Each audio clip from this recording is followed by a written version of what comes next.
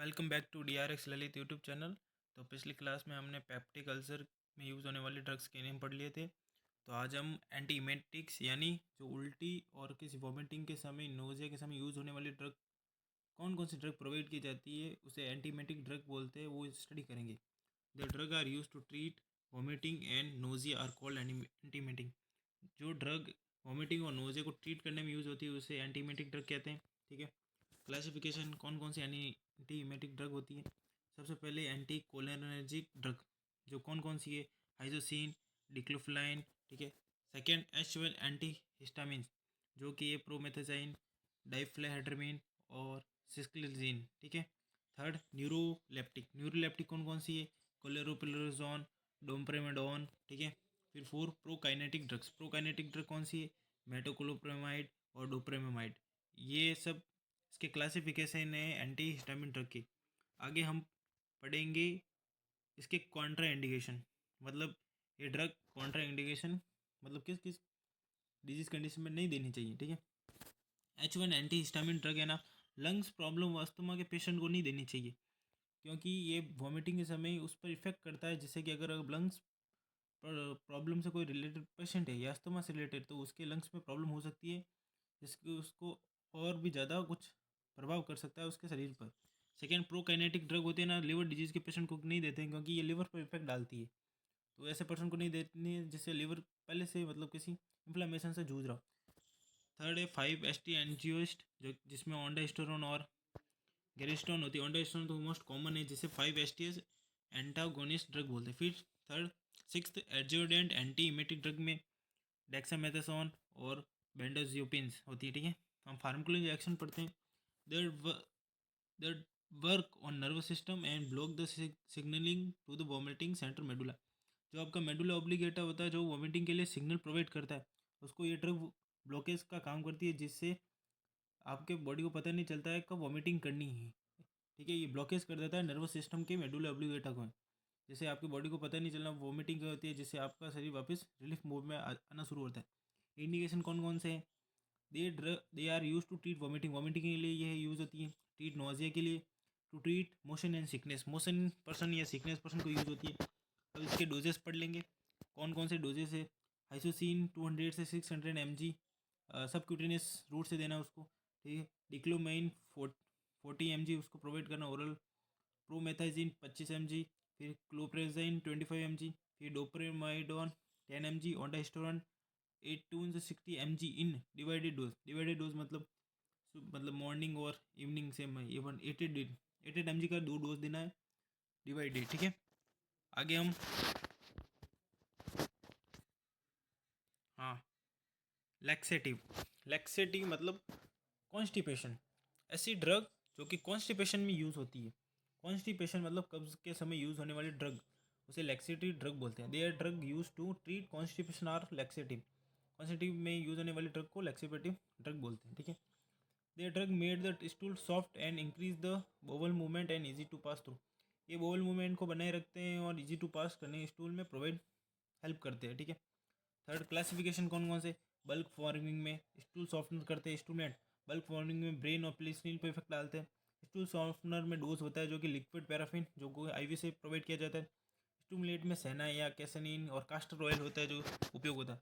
Fourth होता है osmotic purgative, जिसमें MG मैग्नीशियम सल्फेट की टैबलेट्स या मैग्नीशियम हाइड्रोक्साइड की टैबलेट उस पर्सन को प्रोवाइड करी जाती हैं। ठीक है। अब हम फार्माकोलॉजिकल एक्शन पढ़ेंगे सबका। ठीक है। फार्माकोलॉजिकल एक्शन में सबसे पहले bulk forming. This drug increase the weight and size of stool observe by the observing water and make the stool soft so stool pass easily. ये क्या करता है, उस ड्रग के वेट है ना और साइज़ को इंक्रीज कर देते हैं, जिससे कि उसमें वाटर का ऑब्जॉर्प्शन मतलब कम हो, जिससे कि स्टूल सॉफ्ट हो जाए और पास है ना उस GI ट्रैक से आसानी से हो सकती है। बल्क फॉर्मिंग ये होता है। स्टूल सॉफ्टनर, ये substance when is added to liquid reduce the surface tension so that increase is spreading and wetting. मतलब उसकी सरफेस टेंशन को कम कर देना, जैसे किसी की सरफेस टेंशन ये है, उसके सरफेस टेंशन को कम कर देगा तो इजी से पास हो जाएगा उस किसी पर्सन की चीज़ से। ठीक है। फिर स्टूमुलेट, स्टिमुलेंट में क्या करते हैं, they increase the peristalsis movement. Peristalsis movement मतलब गैस्ट्रोइंटेस्टाइन में जो आपका फूड एक जगह से मतलब दूसरी जगह जाता है, पेरिस्टालसिस मूवमेंट करता है, मतलब एक मूवमेंट के द्वारा चलता रहता है आपके गैस्ट्रोइंटेस्टाइनल ट्रैक में। ठीक है। फिर direct actioning on the electrical nervous system and easy to pass tool. क्या करते हैं, पेरिस्टाइन मूवमेंट को बढ़ा देते हैं, जैसे आपका जो भी स्टूल है वो जल्दी से स्टूल स्मॉल बिग इंटेस्टाइन से पास होकर एनएस के थ्रू बाहर आ जाता है, ठीक है।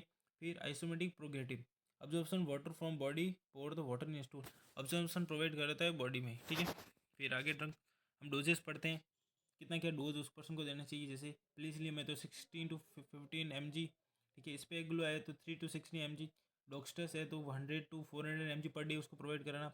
लिक्विड पैराफिन है तो 15 to 13 mg पर डे, ठीक है।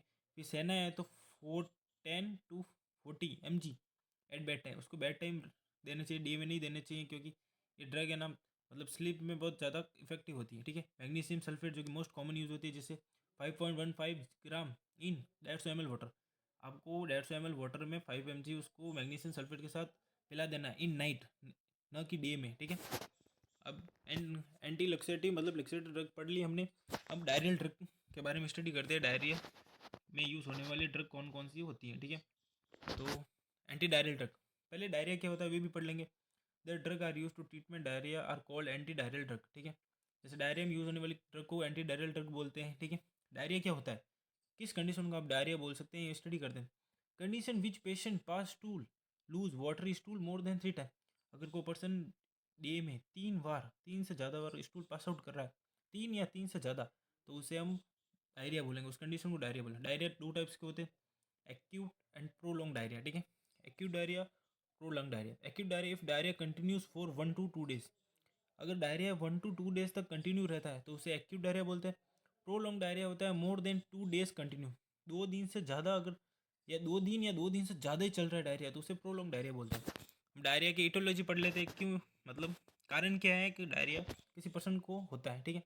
सबसे पहले मोर्टेलिटी ऑफ जी जेट रैग में मोर्टेलिटी मतलब उसकी पैरालिसिस मूवमेंट बहुत ज़्यादा होता है, इंक्रीज हो जाता है, जिससे उससे मतलब पास स्टूल है ना पास बहुत जल्दी जल्दी पास होने लगता है।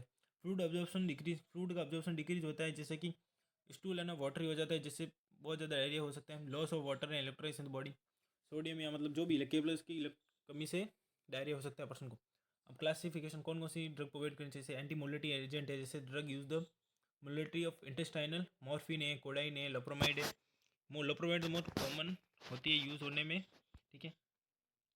ठीक है, यहाँ से नेक्स्ट पढ़ते हैं, जैसे cannabinoids receptor agent, the drug reduce the intestinal motility by the decrease the release of acetylcholine from entire nerve system, control करता है मोलिलिटी जीआई में, जीआई टैग में ना मोटिलिटी को कंट्रोल करके रखता है नर्व सिस्टम, उसको कम कर देती है, ठीक है। जैसे उस मेडिसिन का नाम है टेट्राहाइड्रोकैनाबिनोल, ये उसको प्रोवाइड करनी चाहिए। जैसे थर्ड नंबर पर अब्जॉर्बेंट जैसे कैलोन है, पेनिसिलिन है, चौक या चारकोल प्रोवाइड कराना चाहिए, ठीक है।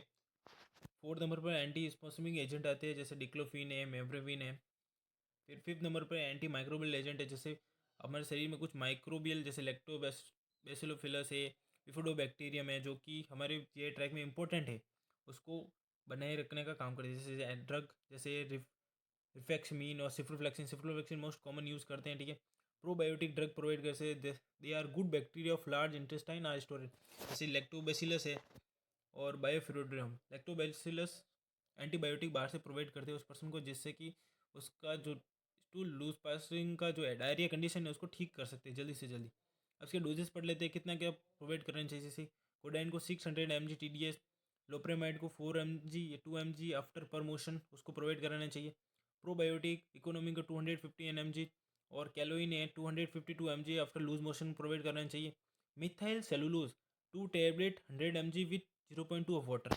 तो ये क्लास हम समाप्त करते हैं, नेक्स्ट क्लास में हम रेस्पिरेशन से रिलेटेड डिजीज कंडीशन के ड्रग्स के बारे में स्टडी करेंगे।